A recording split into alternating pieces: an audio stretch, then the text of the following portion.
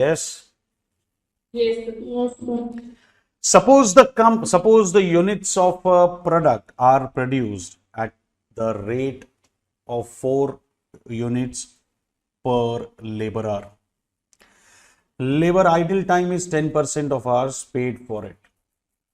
Sales is 1000 units and finished goods stock is expected to rise by 100 units. ओए 1000 बेचने के बाद 100 का स्टॉक बचेगा, इसका मतलब 1100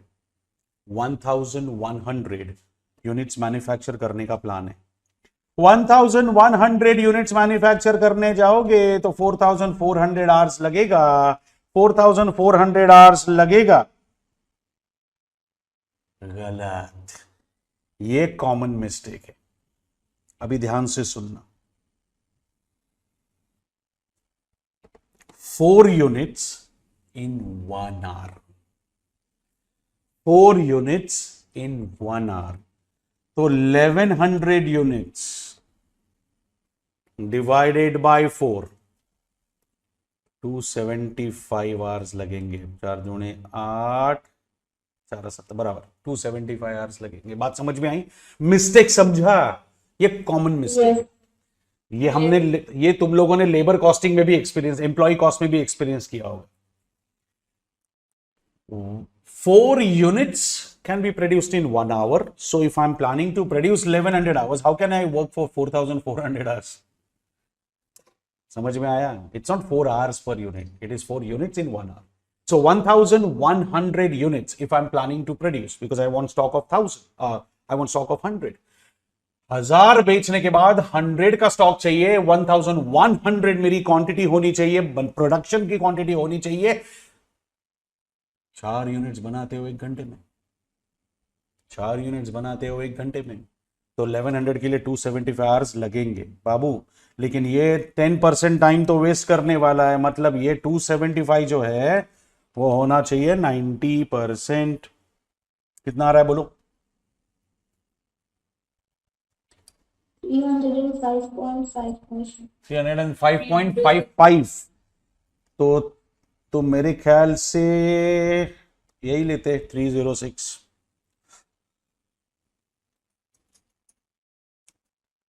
आई बात समझ में? Yes. अरे एकदम क्लियर है ना? Yes, sir. Next, which of the following entries, which of the following is the correct journal entry as would appear in the books when overhead expense incurred is 500, production is 250, admin is 250? Expenses incurred, expense to cost ledger control account, तो 250 का production overhead, 250 का admin overhead. अरे क्या चिंदी question पूछते हैं भाई। सबसे पहले तो ये 2 एक्सपेंस हो ही नहीं सकता, it has to be 2 CLC।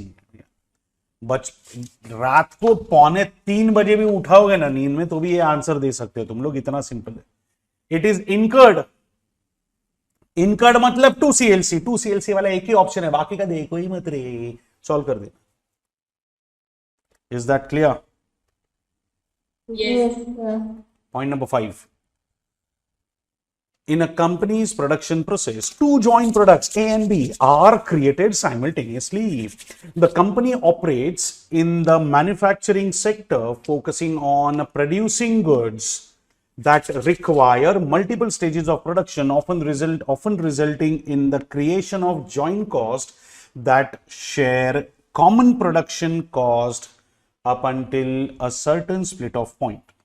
Bakwas. Basically, they are just trying to say at split off point your joint products are separated and there is a common cost incurred.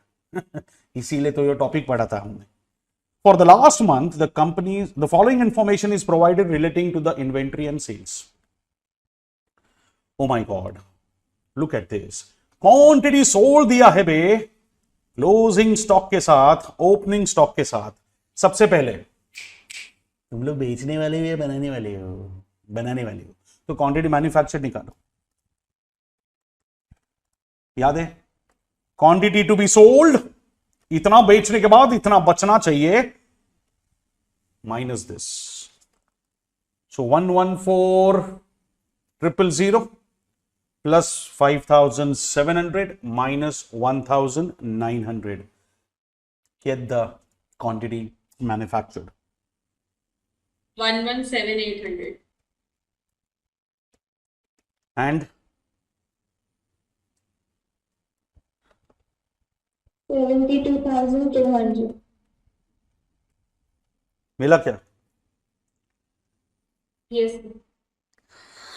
अब एक चीज याद रखना, even if you have quantity manufactured, quantity sold both in the question, no matter which method of joint cost allocation you are using, कोई भी method use कर लो, joint cost allocation की कोई फर्क नहीं पड़ता, क्वांटिटी मैन्युफैक्चर्ड ही कंसीडर करनी है। प्लीज मेरी बात को अच्छे से दिमाग में डाल देना। If you are dealing with joint cost allocation, if you are dealing with further processing, एक चीज अच्छे से याद रखना, you are suppose to consider quantity manufacture, क्योंकि ये दोनों एक्टिविटीज, जॉइंट कॉस्ट इनकर करना, joint cost is a production cost, और फर्दर प्रोसेसिंग करना is extended part of production process, both are related to quantity manufactured. Quantity sold का प्रयोग इस chapter में सिर्फ प्रॉफिट की अमाउंट निकालने के लिए होगा, बाकी पूरे चैप्टर में I don't need quantity sold. याद रहेगा? आगे बढ़ो। Calculate joint cost allocation. अच्छा, जॉइंट कॉस्ट कितनी है? 20,900. ओए, these costs were allocated between two joint products based on number of units produced. ये रेशियो लेने को बोला है क्या रे? ले लो और स्प्लिट करो जॉइंट कॉस्ट। ए को कितना चार्ज करना है, ए को कितना चार्ज करोगे पूछा है, जल्दी।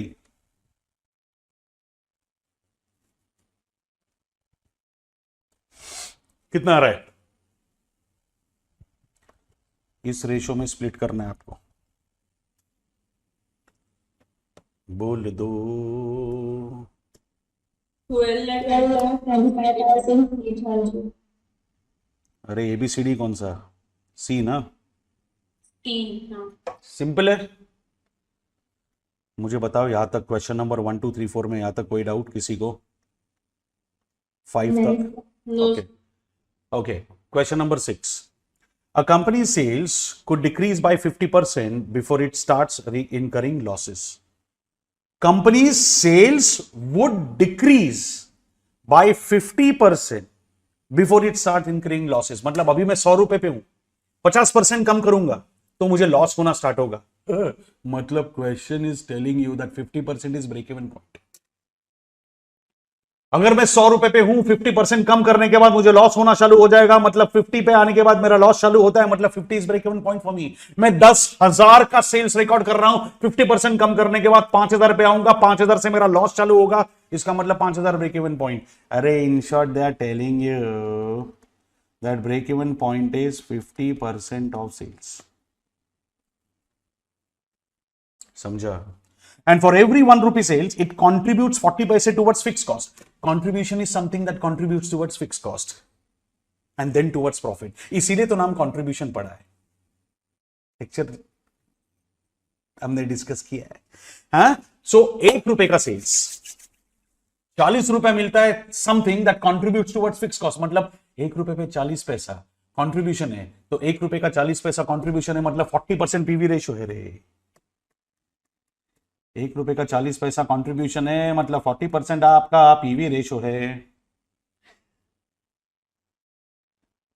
Companies fix cost is 5 lakhs। ओए बाबू, कंपनी के फिक्स कॉस्ट 5 lakhs है। चल 5 lakhs डिवाइडेड बाय 40% कर, चल चल चल जल्दी जल्दी। 5 lakhs डिवाइडेड बाय 40% कितना आता है? 12,50,000। Yes, sir. 12,50,000 आपका ब्रेक इवन है। Fix cost upon PV ratio करोगे तो 12,50,000 का ब्रेक इवन आता है। Yes. क्वेश्चन बोल चुका है 50% of sales is break even point. अगर 12,50,000 आपका 50% है तो सेल्स कितना होगा रे? प्रोजेक्टेड सेल्स 100% होगा तो कितना होगा? 25 lakh. यहां तक कोई डाउट किसी को? एकदम सिंपल चल रहा है। आपको रिलेशनशिप समझ में आया? A company's sales would decrease by 50% before you start incurring losses. मतलब यार 50% break even point. You have to decrease your sales by 50% to get loss. That means 50% नीचे आओगे तो ब्रेक इवन पॉइंट मिलेगा जहां से लॉस स्टार्ट होता है। पीवी रेशो आपको दिया है, contribution is something that contributes first towards fixed cost then towards profit, वो भी निकाल लिया आपने। चलो अभी डिस्क्रिप्टिव क्वेश्चन है, ठीक है डिस्क्रिप्टिव क्वेश्चन है तो भी कोई बड़ी बात नहीं है, वी कैन मैनेज देम। ध्यान से question number 7, XYZ is engaged in the business of manufacturing product A. The material required for manufacture of product A is material B. ओए तेरी, मतलब A फिनिश गुड्स बनाने के लिए आपको B रॉ मटेरियल लगता है। Okay, each product of A requires 2 kgs of B. ये कंजम्पशन पैटर्न है। However, the yield per unit of B is 80% of the output. यार एक यूनिट ए का बनाने के लिए मुझे 2 किलो बी लगता है, लेकिन बी का जो आउटपुट है वो 80% आउटपुट निकलता है। मतलब मुझे अगर 2 किलो चाहिए तो मुझे एक्चुअली 2.5 kgs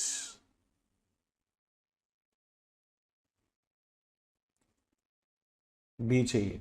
2.5 kgs बी लूंगा तो उसमें से 20% जाएगा, 2.5 kgs बी लूंगा तो उसमें से 20% जाएगा, 80% बचेगा, मतलब 2 किलो बचेगा। 2 किलो बी बचेगा तो 1 किलो ए बन सकता है। I hope this is clear.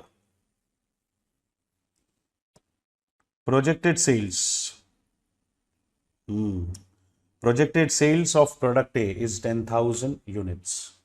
Opening stock of product A is 948 units.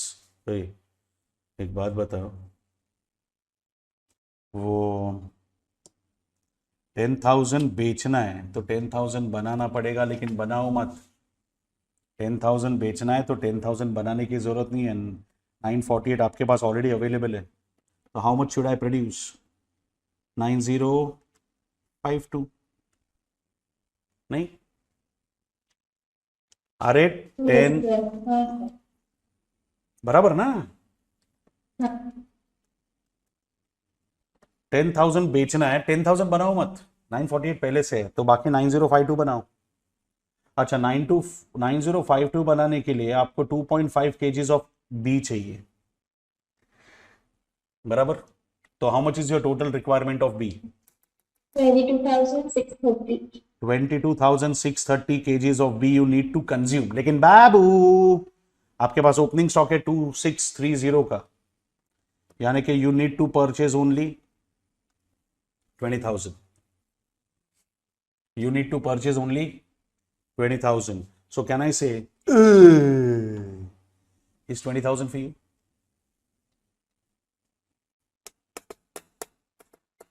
Yes. समझ में आ रहा है भाई? 10,000 यूनिट्स ए के बनाने के लिए 948 मेरे पास पहले से है, तो 9052 में बनाऊंगा 2.5 के हिसाब से। 2.5 आपको समझा है ना कंजम्पशन? 2.5 के हिसाब से 22,630 आई नीड टू कंज्यूम बाबू, 22,630 आई नीड टू कंज्यूम। लेकिन खरीदो मत, क्योंकि 2630 आपके पास ऑलरेडी है, तो यू बाय ओनली 20,000। तो 20,000 you are suppose to buy over a period of 1 year, so that is your annual purchase. Ordering cost O, और कैरिंग कॉस्ट आप इसको ले सकते हो। You know now, whenever the percentage is given in terms of, whenever the percentage is given in terms of, carrying cost is given in terms of percentage, that percentage has to be applied on buying cost. Buying cost is 20. आपको समझ रहे हो ना, 20 rupees buying cost है, तो 20 rupees block होगा, तो सारा कैलकुलेशन 20 पे आएगा। तो कितना? 5 rupees per unit, 5 rupees per KG आपकी कैरिंग कॉस्ट होगी। ए बाबा, ये समझ में आ रहा है क्या? Yes, sir. तो 20,000 ओ 500 सी, ओवरड्राफ्ट और ऑब्सोलेंस लॉस दोनों मिला के सी, तो 5 रुपया, 25% आपकी कैरिंग कॉस्ट है जो बाइंग कॉस्ट पे अप्लाई होगी, 5 रुपया आएगा। तो कैलसी लो, कैलसी, इकोनॉमिक ऑर्डर क्वांटिटी निकालो। इकोनॉमिक ऑर्डर क्वांटिटी निकालो, square root of 2AO upon C, तो 2 इंटू 20,000 इंटू 500 अपॉन 5, और जो आंसर आएगा उसका स्क्वायर रूट। 2000. 8,000. माइंड ब्लोइंग बच्चा लोग, I hope you are clear with it. अब ROQ पूछा है, ROQ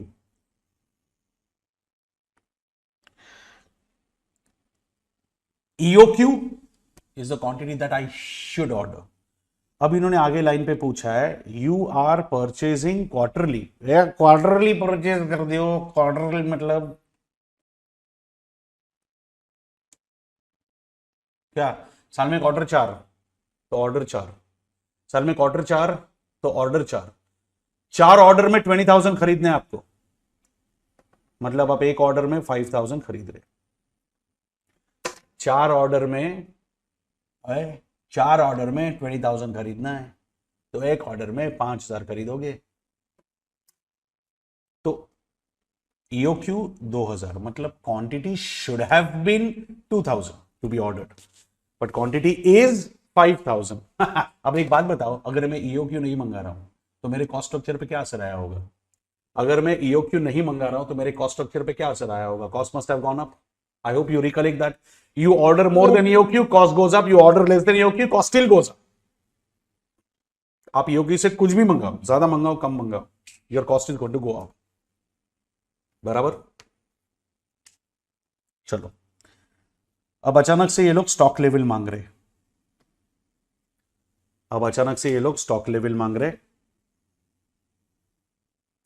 अब स्टॉक लेवल के लिए कंजम्पशन चाहिए। So 22,630 आपका एनुअल कंजम्पशन है, 22,630 आपका एनुअल कंजम्पशन है, तो 365 डेज के हिसाब से एवरेज कंजम्पशन कितना? 22,630 आपका एनुअल कंजम्पशन है, तो डिवाइडेड बाय 365 करो, 62 kgs आपका एवरेज कंजम्पशन हुआ। बराबर? क्वेश्चन बोलता है maximum usage is more than minimum usage by 100,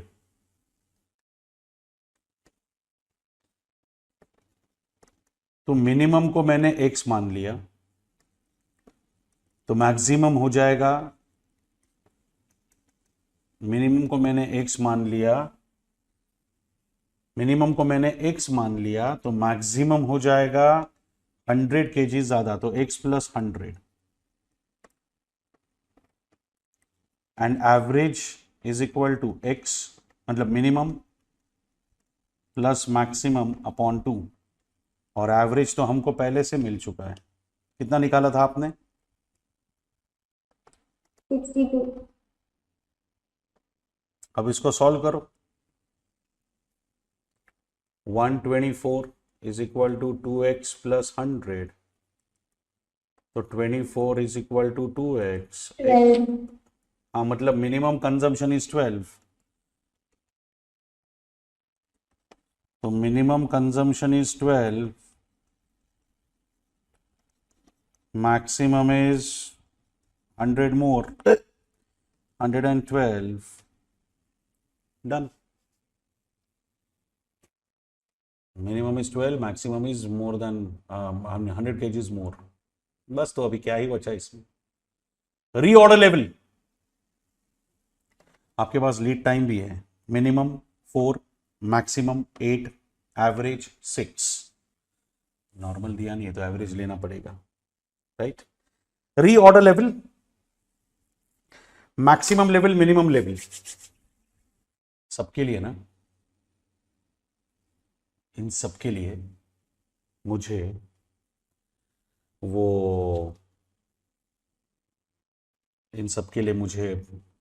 consumption जानना था। तो परचेज भले ही 20,000 है, कंजम्पशन आपका 22,630 है, तो पूरे साल का consumption 22,630 divided by 365 gives me 62 kgs। उसको यूज करके मैंने मिनिमम और मैक्सिमम भी निकाल लिया। अब क्या, रीऑर्डर लेवल, दो अप्रोच होते हैं, conservative and optimistic. In exam we follow conservative. तो मैक्स टू मैक्स आपको 112 केजीज लगने वाला है और मैक्स टू मैक्स आपको 8 डेज रुकना पड़ेगा. Max to max you need 100 and maximum requirement is 112 and maximum waiting time is 8. तो आप उसके लिए स्टॉक रख दो. 112 इंटू 8 करो जरा बच्चा. 896. 890. तो 896 केजीज पे you should place N order. Maximum कितना टाइम लगेगा? 8 डेज. और मेरे को टेंशन नहीं है क्योंकि ऑल 8 डेज का 112 112 112 112 112 मेरे पास अवेलेबल. अब हर दिन 112 लगना नेक्स्ट टू इम्पॉसिबल. हर दिन 112 लगता तो 112 एवरेज होता, मैक्सिमम नहीं. तो हर दिन 112 लगना इम्पॉसिबल है. हर दिन 8 दिन वेट करना इम्पॉसिबल है. That is a most conservative approach. अब मैक्सिमम स्टॉक ये कहता है कि 896 के लेवल पे 896 के लेवल पे तुम लोग करंटली 5000 ऑर्डर कर रहे. सुनो, ऑर्डर करनी चाहिए 2000, अग्रीड, पर आप कर रहे हो क्वार्टरली. तो 896 के लेवल पे आप 5000 मंगाते हो. मीनवाइल आपका कंजम्पशन मिनिमम होना चाहिए तो ही स्टॉक मैक्सिमम बचेगा. आई होप दिस इज क्लियर. 896 के लेवल पे ऑर्डर प्लेस किया 5000 का, तो 5896 यूनिट्स मेरे पास हो सकते थे. लेकिन कैसे होंगे? हर दिन 12 किलो के हिसाब से 4 दिन 48 केजीज का कंजम्पशन होगा. तो कितना आएगा? 5. 5848. बात समझ में आई? ये एग्जिस्टिंग सिनारियो के हिसाब से अगर ईओक्यू लोगे तो 5000 के बदले 2000 लेना पड़ेगा. बट एक minute, EOQ is the quantity that you should be ordering. Question clearly बोल रहा है योर करंट परचेसिंग पॉलिसी के हिसाब से you are placing order quarterly. तो आपके लिए क्वार्टरली ऑर्डर है पूरे 20,000 खरीदने 4 क्वार्टर्स में. एक साल में 4 क्वार्टर्स मतलब 4 ऑर्डर्स. तो एक साल में 4 ऑर्डर 20,000 4 ऑर्डर्स में खत्म करना है. तो 5000 हर एक ऑर्डर में आना चाहिए. तो I don't give a damn about EOQ. 896 पे 5000 का ऑर्डर जाएगा because my current policy is 5000 पर ऑर्डर. लॉजिकली क्लियर है? अच्छा, मिनिमम स्टॉक आपको याद है आरओएल का एक आरओएल का ना एक ऑप्टिमिस्टिक फॉर्मूला होता है. भाई डरता क्यों है? Normal consumption into normal lead time ले ले और थोड़ा मिनिमम लेवल स्टॉक रख दे. यही करते हो ना आप लोग? यही करते हो ना आप लोग? Yes, sir. हाँ, तो normal consumption into normal lead time आपका नॉर्मल रिक्वायरमेंट है. चल तेरे को डर लगता है तो थोड़ा मिनिमम रख. तो मतलब आपका यही ऑप्टिमिस्टिक फॉर्मूला बन जाता है मिनिमम का फॉर्मूला. तो आपका ऑप्टिमम लेवल कितना है? 896. बराबर. आपका ऑप्टिमम लेवल कितना है? 896. ठीक है sir. नेक्स्ट, उसके बाद आपका नॉर्मल कंजम्पशन कितना है? 62. Normal 62. Normal lead time 6. 6. Normal lead time 6. Okay, तो कितना आ रहा है? 497. 497 कहां से आएगा? साइदों ने 12. 494. 524. 524. Sorry, 524. No problem. I hope you are clear with it. Yes. अभी ये क्लियर है?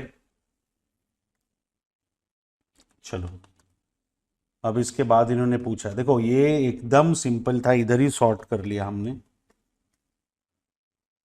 Profitability analysis of EOQ versus ROQ. 3 cost लेने पड़ते हैं आपको: buying cost, ordering cost, carrying cost. और उस चलना मैं इसका डायरेक्टली उधर ही समझा देता हूँ. Let's not waste time in copying things. तुम लोग का एग्जाम का टाइम बहुत क्रूशियल है, मैं यहीं पे समझा देता हूँ. अरे वाह, ये देखो अपना आंसर राइट आ गया.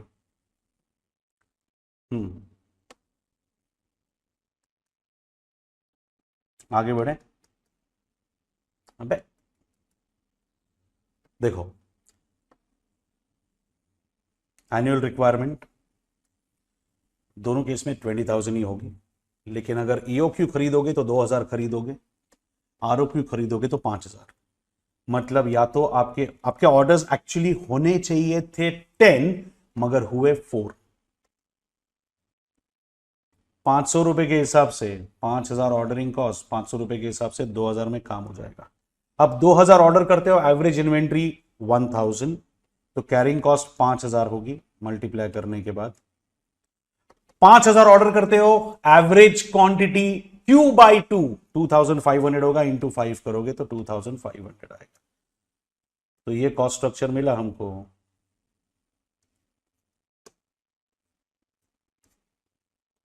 ये कॉस्ट स्ट्रक्चर मिला। 4,500 तुम लोग ज्यादा स्पेंड कर रहे हो ईओक्यू ना मंगा के। Buying cost we are not considering because there is no change in the buying cost. Buying cost you are not considering because there is no change in the buying cost. अच्छा, ये समझा? ए जल्दी बताओ यार, फटाफट। Yes, sir.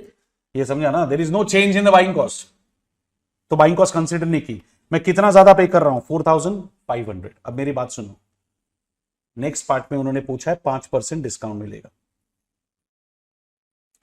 5% अगर discount मिलता है, कब कब डिस्काउंट मिलेगा? Read that part, read that part. 5% discount मिलने से बाइंग कॉस्ट चेंज होगी? अरे हाँ या ना? Yes, sir. Yes, sir. Buying cost है कितनी?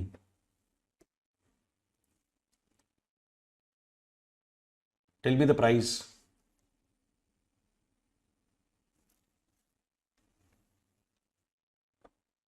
Rupees 20 per kg. 20 per kg पे you are getting 5% discount. That means you are getting 1 rupee discount. Yes. अरे तो मैं क्या कहता हूं,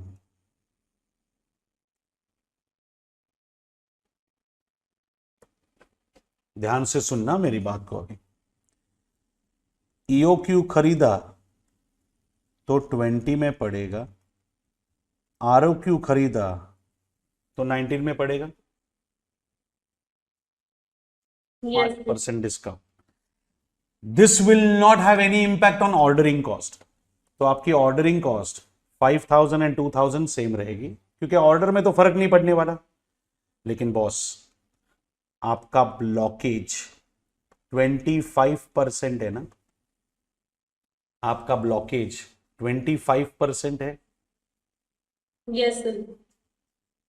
आपकी कैरिंग कॉस्ट 25% है, तो पहले 20 रुपया ब्लॉक होता था, उसका 25%, 5 रुपया कैरिंग कॉस्ट थी। लेकिन अब 19 रुपीज ब्लॉक होता है, तो उसका 25% will be your carrying cost. कितनी आ रही है? 4.75. 4 पॉइंट। 7. तो बॉस, ऑर्डरिंग कॉस्ट भले ही सेम रहेगी, कैरिंग कॉस्ट बदलेगी ना रे?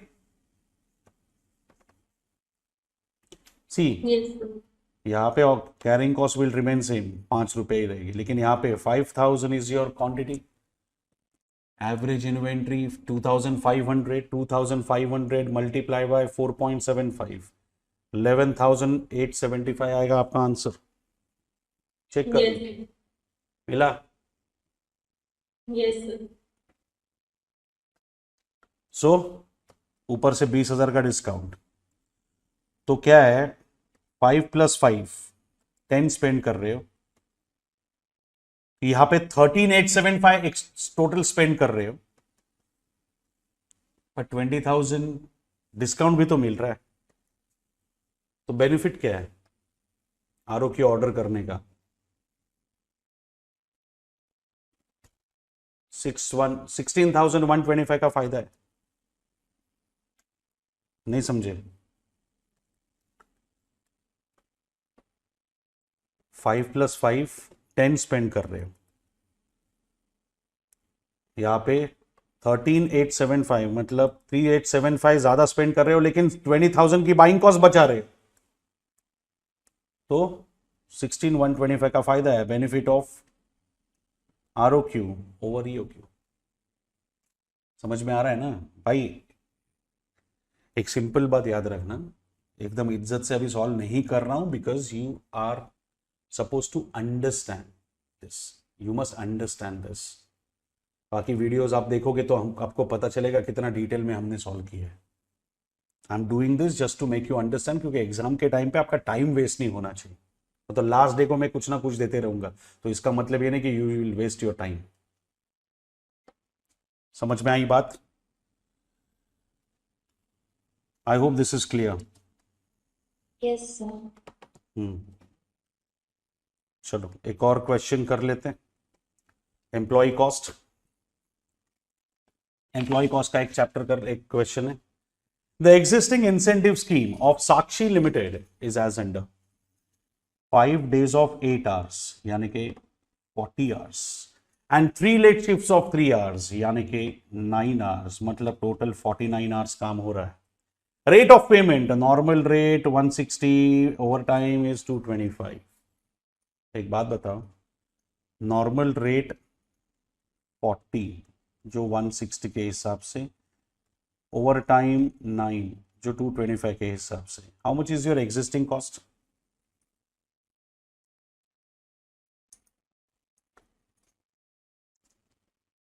Eight four two five 8425 is your existing cost. कितने यूनिट्स बनाए? 240। कॉस्ट पर यूनिट कितनी?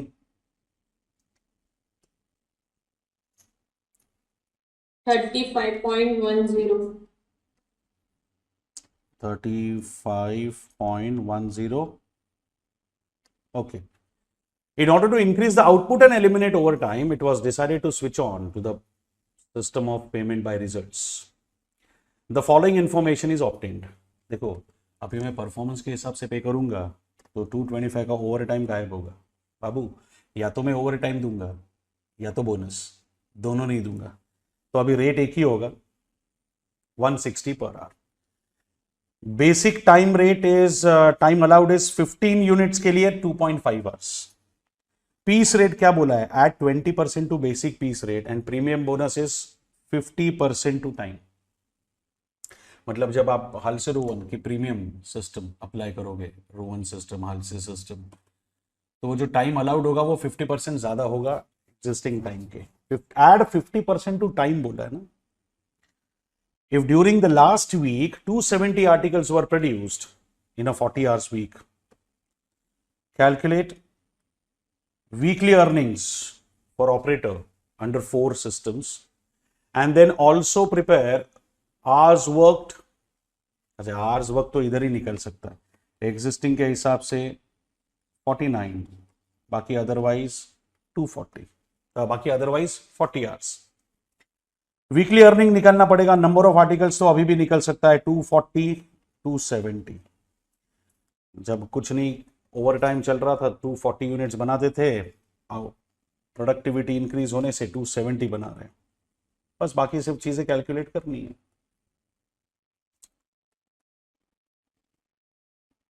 तो पहले वाला का क्या आएगा answer? 49 hours, 8425 earnings, 240 units, 35.10 per unit आएगा। अच्छा पीस रेट आपको निकालना पड़ेगा। पीस रेट के लिए मैंने आपको याद है पीस रेट कैसे निकालते?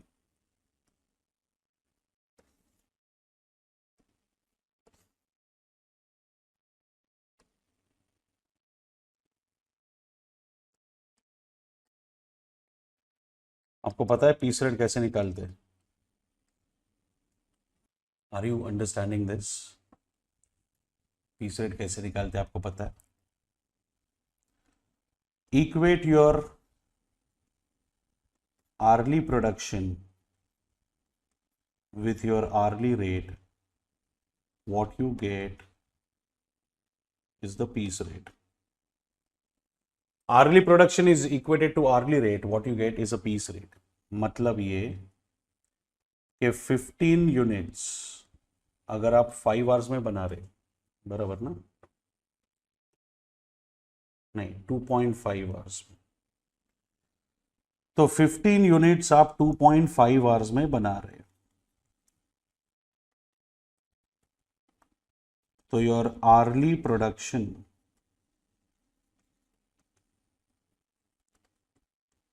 15 अपॉन 2.5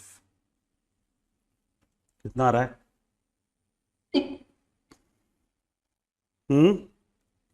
6.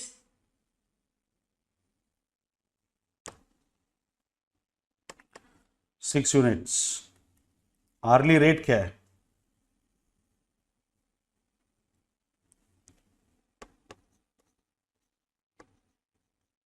वन 160।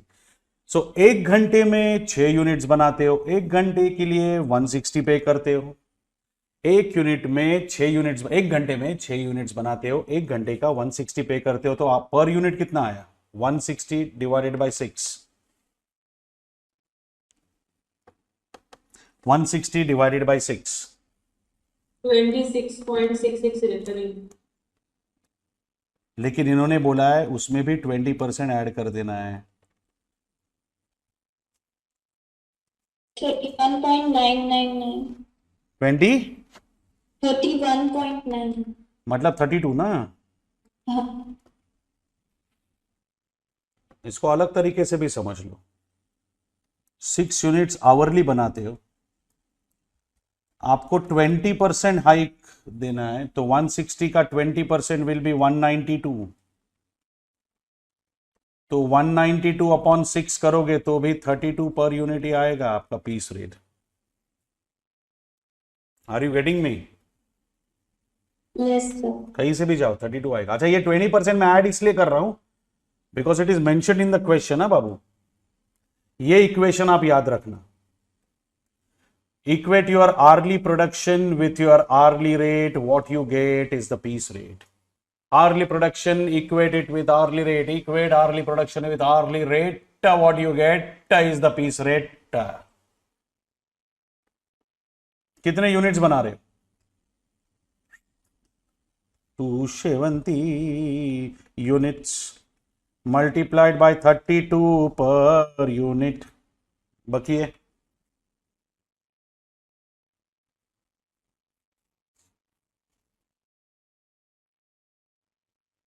कितना आ रहा है?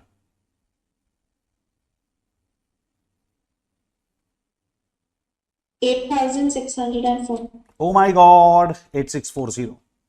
बात समझ में आई? अरे यस और नो?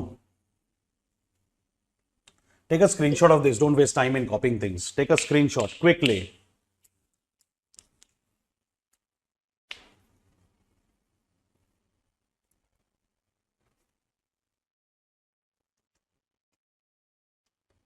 Done? ये Yes, sir. चलो, अब इसके बाद किसका सिस्टम बोला है? हाल्सेरोवन। आप जानते हो ना, हाल्सेरोवन के लिए हमको सबसे पहले ढूंढना पड़ता है time allowed, time taken, time saved. Let's talk about time allowed. Boss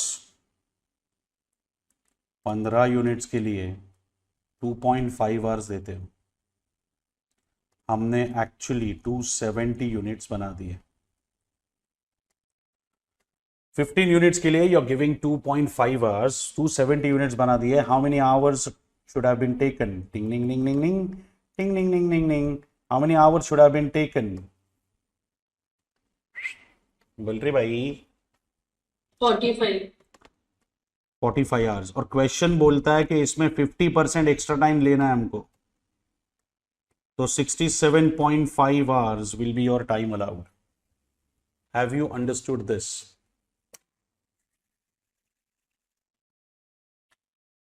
Guru, are you clear with it? Yes तो फिर टाइम टेकन कितना है? वो तो बोला ही है ना 40 आवर्स। तो time saved will be 27.5 hours. मुझे बताओ यहां तक क्लियर है? तो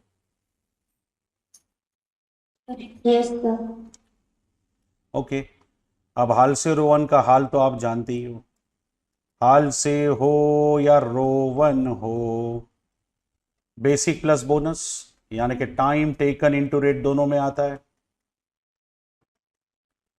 bonus time saved into rate दोनों में आता है, कोई फर्क नहीं होगा। टाइम टेकन इनटू रेट, जितना काम किया उतना तो पैसा मिलेगा ही ना, और बोनस मिलेगा टाइम सेव्ड के हिसाब से। तो time taken into rate basic, time saved into rate bonus. Hall से मामा बोलता है 50% देने का, रोवन अंकल बोलता है time taken upon time allowed के हिसाब से देने का। डाल देना पूरा डेटा इसमें भी एंड गेट द आंसर। अभी तो सिंपल है ना। आर्ली रेट अब 225 का एप्लीकेबल नहीं होगा, rate will be 160 per our. Can you get it done? चलो चलो फटाफट फटाफट, कैल्सी पे कैलकुलेट जाना, फटाफट फटाफट। श्रेया गो for Halsey, Harshita go for oven.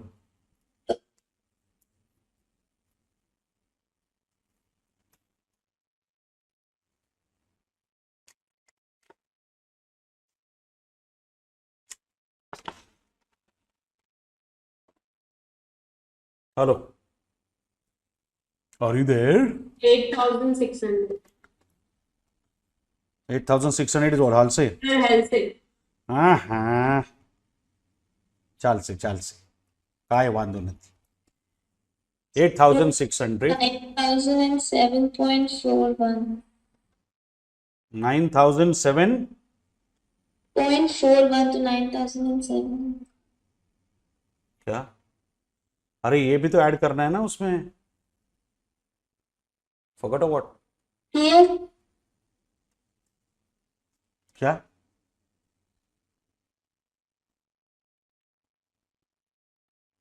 कितना आ रहा है आंसर? अरे मेरे को कैलसी लेके बैठना पड़ेगा लगता है। 9,007. मिला?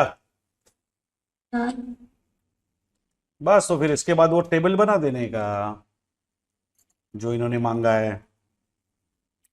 मेरे ख्याल से पेज नंबर 34 पे रहेगा। देखो,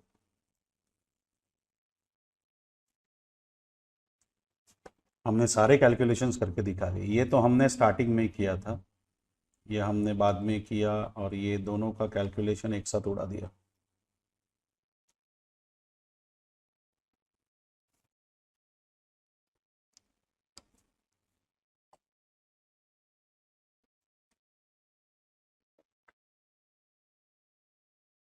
समझ में आया? ये टेबल बाद में बना देते हो, बना सकते हो, नॉट अ बिग डील। आगे बढ़े। yes sir.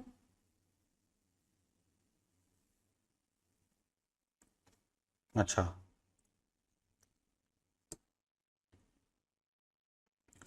10 सॉल्व करते। 9 में टाइम जाएगा, वो नेक्स्ट सेशन में कवर कर लेंगे हम लोग, क्योंकि काफी ज्यादा टाइम जाने वाला है उसमें।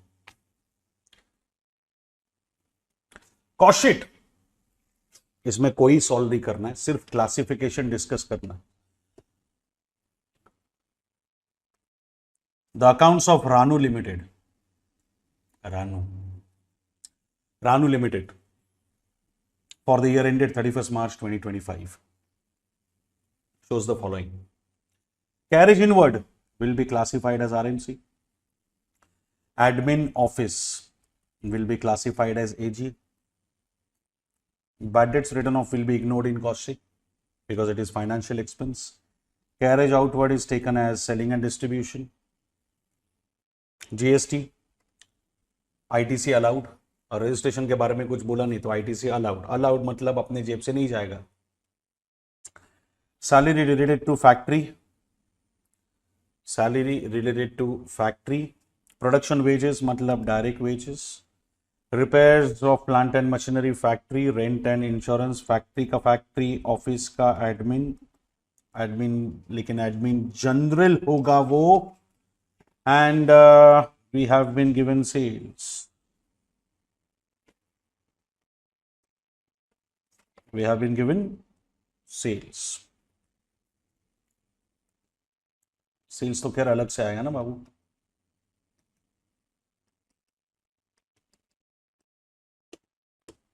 हाँ जी, ये sales. Stock of raw material will be clubbed in RMC. Closing stock will be subtracted in RMC. Material purchase excluding GST, इसीलिए ऊपर का GST ऐड होगा. होता होता अगर क्रेडिट अवेलेबल नहीं होता. आईटीसी अलाउड है तो नहीं आएगा. ट्रैवलिंग एक्सपेंसेस हमेशा एसएनडी. सर ऑफिस का मैनेजर भी तो ट्रैवल करता है ना. That is called conveyance. Conveyance होगा तो एडमिन जनरल. ए बाबा, कन्वेंस होगा तो admin general. Travelling is always considered to be associated with sales and marketing. Sales and marketing, sales and promotion. Travelling word, department change. Manager भी travel करता है लेकिन उसको जो पैसा मिलेगा that will be called as convince in books. Admin general होगा वो. अच्छा, मैनेजर सैलरी 1/4 ऑफिस 3/4 फैक्ट्री, तो ये एजी होगा. और इसको ना एक्चुअली लेना चाहिए एपी, लेकिन इन लोगों ने लिया है फैक्ट्री ओवरहेड्स. अब ये दोनों ऑप्शंस है. Manager salary is an admin expense. So if the manager is production manager, ideally it is admin related to production. But आप फैक्ट नोट लिख के फैक्ट्री ओवरहेड्स भी ले सकते हो. इन्होंने किया है. I will never prefer that. If it is manager's salary, it is admin. Related to production will be AP. So factory से रिलेटेड फैक्ट्री मैनेजर है, ले सकते हो फैक्ट्री ओवरहेड्स. बट फिर एडमिन रिलेटेड टू प्रोडक्शन का क्या मतलब? इनके खुद के स्टडी मटेरियल में एक क्वेश्चन में इन्होंने लिया है as admin production. Choice is yours, आप कुछ भी फॉलो कर सकते. Depreciation in on plant and machinery, depreciation on office furniture, depreciation on office furniture. आगे बढ़े. Directors fees AG. Gas and water factory, gas and water office, office है तो AG, production से कोई कनेक्शन नहीं है. General expenses AG. खत्म. That's it. बाकी उसमें डिस्कस करने जैसा कुछ था ही नहीं रे. अरे ये समझा क्या? Yes, sir. Absolutely clear. Yes.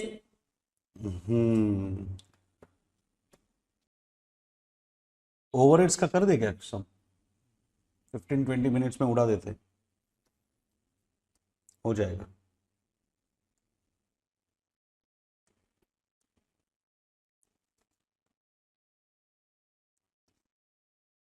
Question number 9.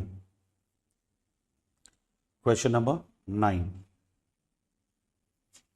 SA Limited has 3 production department, M1, M2 and A1, and 3 service departments, stores, engineering and general services. सबसे पहली बात, there are 3 production departments and 3 service departments. That means there are total 6 departments, but there will be only 3 absorption rates because you cannot have absorption rate for service department. So service department का absorption rate नहीं होगा तो cost of service department cannot be charged to the customer directly, तो हमको रीअपोर्शनमेंट करनी पड़ती. तो 3 production department, 3 service department, total 6 department, लेकिन फिर भी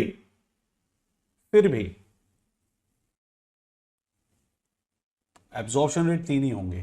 6 डिपार्टमेंट का खर्चा हम लोग 3 डिपार्टमेंट में कन्वर्ट कर लेंगे. अब मशीन आवर्स का रेशियो देखो. प्रोडक्ट एक्स और प्रोडक्ट वाई के लिए 10 मशीन आवर्स, 6 मशीन आवर्स एक यूनिट के लिए. ऑफ कोर्स M2 के लिए 4 and 14, A1 के लिए 14 and 18. ठीक है. इनडायरेक्ट वेजेस ऑलरेडी अलोकेट हो चुके हैं. कंज्यूमेबल सप्लाईज ऑलरेडी अलोकेट हो चुका है. डेप्रिसिएशन का अलोकेशन बाकी है. अब डेप्रिसिएशन तो वैल्यू के हिसाब से बटेगा. इंश्योरेंस ऑफ मशीनरी बाकी है, ये भी वैल्यू के हिसाब से जाना चाहिए. इंश्योरेंस ऑफ द बिल्डिंग ये बोलता है 64,800 में से 64,800 में से 1/3 जो है वो एनुअल प्रीमियम है। 1/3 ऑफ एनुअल प्रीमियम जो है वो M1 के लिए जाएगा। तो बचा हुआ 1/3 निकालो जरा। 3 दूने 7, 3 एके 3, 318, 21,600 जाएगा M1 में, और बाकी कितना बचा? 43,200। इसमें बाकी डिपार्टमेंट्स आएंगे। Are you getting me? Yes, sir. Very clear?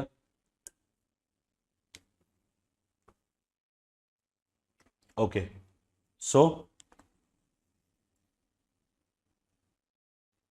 depreciation on machinery, insurance of machinery, दोनों को वैल्यू के हिसाब से स्प्लिट करना पड़ेगा, क्योंकि दोनों की अमाउंट वैल्यू पे डिपेंडेंट होती है।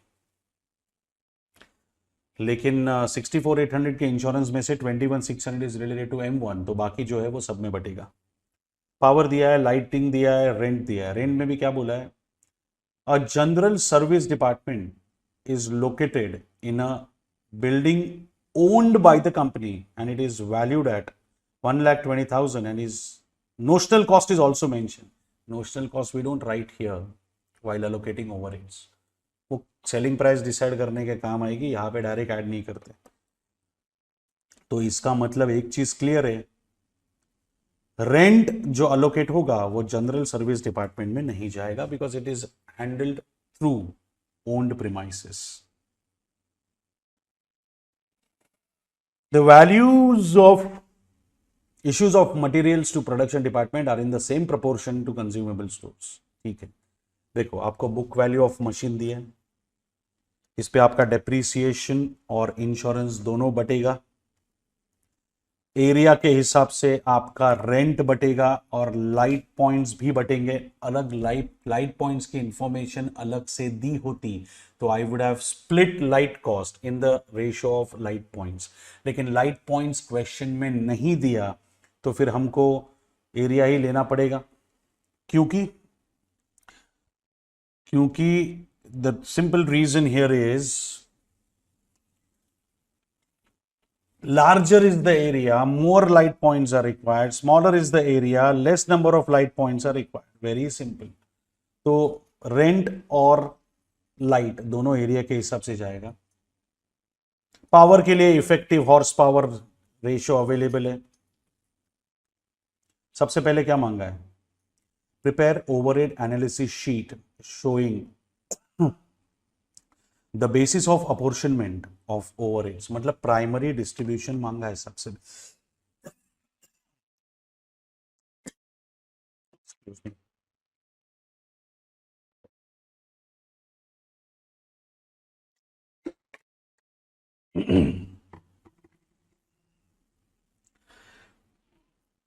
प्राइमरी डिस्ट्रीब्यूशन मांगा है, बराबर। उसके बाद allocating service department to production department, मतलब ये सेकेंडरी मांगा है। पहले प्राइमरी मांगा है, ये सेकेंडरी मांगा है, मतलब this is allocation of overheads, this is reapportionment. तीसरे में मांगा है एब्जॉर्प्शन रेट, चौथे में मांगा है ओवरहेड एब्जॉर्ब्ड। ठीक है, तो सबसे पहले तो आपका टेबल बनेगा,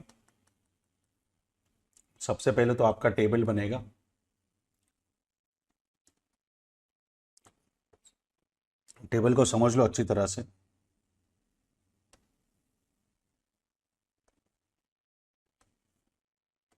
ध्यान से देखना,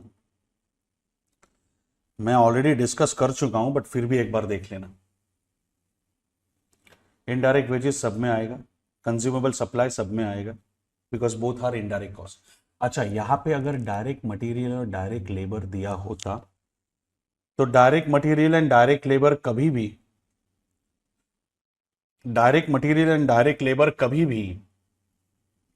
प्रोडक्शन डिपार्टमेंट में नहीं आते। डायरेक्ट मटेरियल, डायरेक्ट लेबर कभी भी प्रोडक्शन डिपार्टमेंट में नहीं आते, सर्विस डिपार्टमेंट में आते हैं। बिकॉज एनीथिंग इनडायरेक्ट और direct in service department is ultimately indirect from the production perspective. मेरी बात ध्यान से सुनो, आप शर्ट मैन्युफैक्चर कर रहे हो, आपको क्लॉथ लगता है which is a direct material, तो आपके प्रोडक्शन डिपार्टमेंट में क्लॉथ जब यूज होता है it is direct material. But canteen अगर है आपका सर्विस डिपार्टमेंट, तो वहां पे भी कैंटीन में भी फूड आइटम्स यूज करते हो, मसाला यूज करते हो, सॉल्ट यूज करते हो, वेजिटेबल यूज करते हो, तो वो भी डायरेक्ट मटेरियल हुआ। आप अगर क्लॉथ है ही नहीं मेरे पास तो शर्ट बन सकता है क्या? नहीं। अगर मेरे पास चीज नहीं है, बटर नहीं है, तो भी मेरा फिनिश गुड्स तो बन सकता है, कैंटीन नहीं चलेगा, दैट्स फाइन। तो it might be a direct material for canteen, not from production perspective. तो एक चीज बच्चा लोग लाइफ में याद रखना, एनीथिंग डायरेक्ट, एनीथिंग डायरेक्ट, गलती से sir, sorry. No problem, no problem.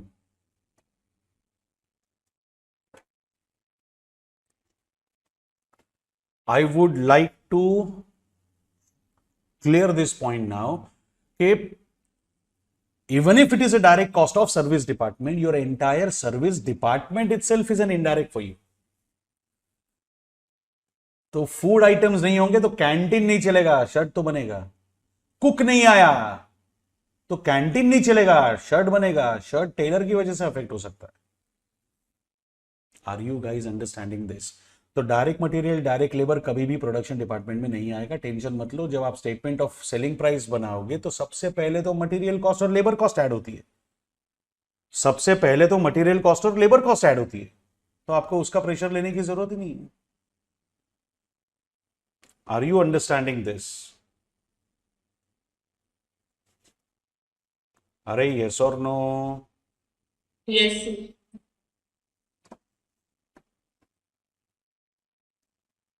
Okay.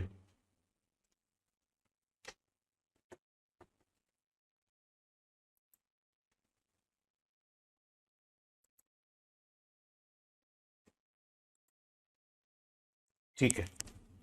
So have you understood this much? Yes. एक मिनट। हाँ, यस। तो बाकी indirect wages as per the information, indirect wages as per the information, indirect wages as per the information, consumable stores as per the information, depreciation, insurance as per capital value of assets, depreciation and insurance is as per the capital value of assets। तो इसमें भी कोई doubt नहीं है, depreciation भी amount पे आता है, इंश्योरेंस भी महंगा एसेट होगा तो इंश्योरेंस प्रीमियम ज्यादा। अच्छा, बिल्डिंग का इन्होंने देखो 64,800 टोटल है, 21,600 पूरा डाल दिया इधर और बाकी डिपार्टमेंट्स का जो भी आपका एरिया का रेशो है वो अप्लाई कर दिया। ये हमने ऑलरेडी डिस्कस किया है। हॉर्स पावर के रेशो में पावर जाएगी और लाइट एरिया के हिसाब से जाएगा। मैंने बोला था ना, larger is the area, more light points are required, smaller is the area, less number of light points are required. आपको समझ में आ रहा है? एकदम क्लियर? ओके। अब रेंट जो है, रेंट में मैंने आपको बोला था लास्ट डिपार्टमेंट में रेंट नहीं आएगा because it is manage through owned premises, तो वो नहीं आएगा, दैट इज फाइन, वो नहीं आएगा, दैट इज फाइन।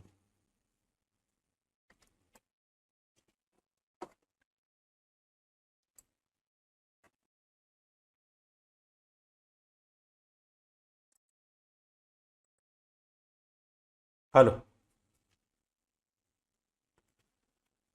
हाँ, तो यहां पे डैश आएगा और बचे हुए रेंट का जो बचा हुआ पोर्शन है वो उस रेशो में आप इसको अप्लाई कर दोगे।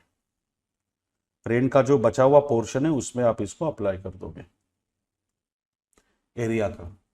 So when I'm taking area, I'm not considering area of the last department because I'm not going to use last department. I'm not going to use the premises for the last department. आपको समझ में आई बात? Now what?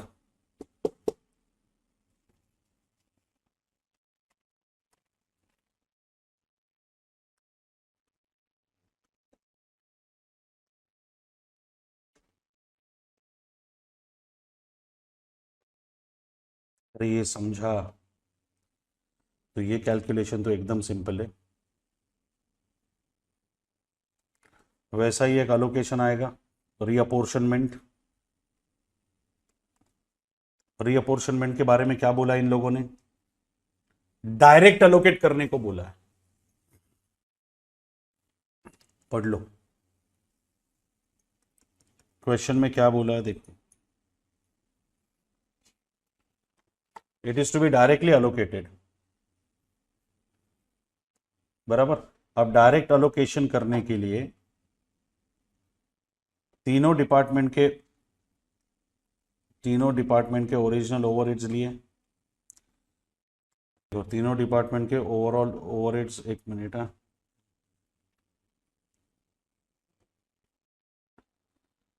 ठीक है, overall variances, overall overheads ले लिए। बाकी जो स्टोर्स है वो कंज्यूमेबल के हिसाब से जाएगा, जो इंजीनियरिंग सर्विस है वो मशीन आवर्स रेशो के हिसाब से जाएगा, और वो जा रहा है सिर्फ, वो क्लियरली लिखा है क्वेश्चन में, मैं आपको वो भी दिखा देता हूँ, चलो कोई कंफ्यूजन नहीं चाहिए।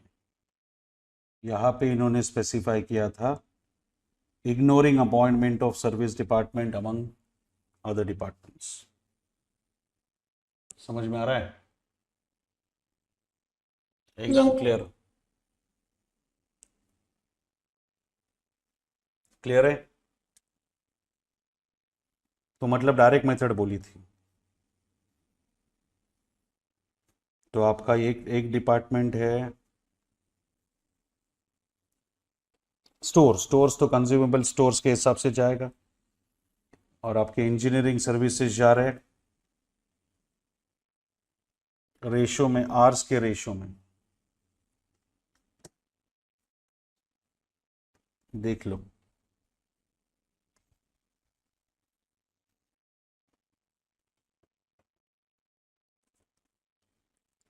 एंड जनरल सर्विस के लिए labour are base.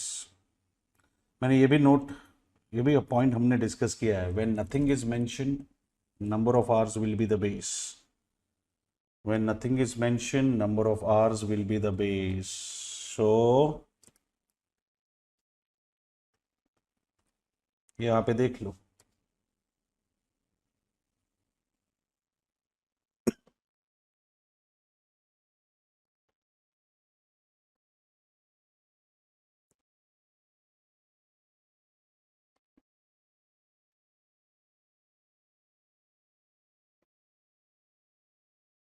this is what they have used.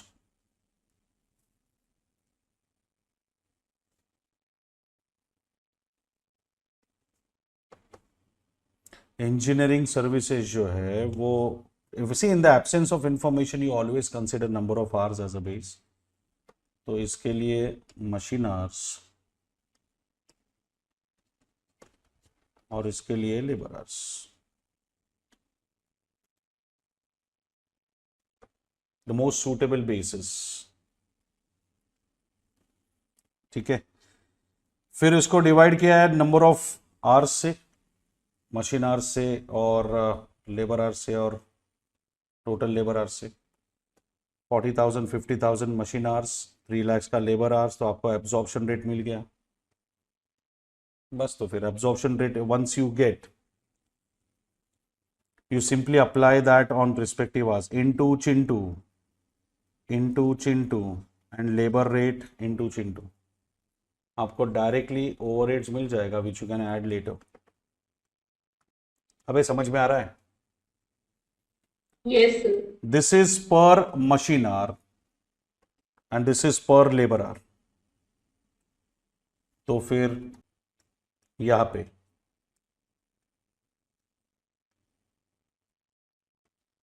पर मशीन आवर और पर लेबर आवर। अरे बेस दिया ही था ना, machine hours and labour hours. Yes, sir. Understood this?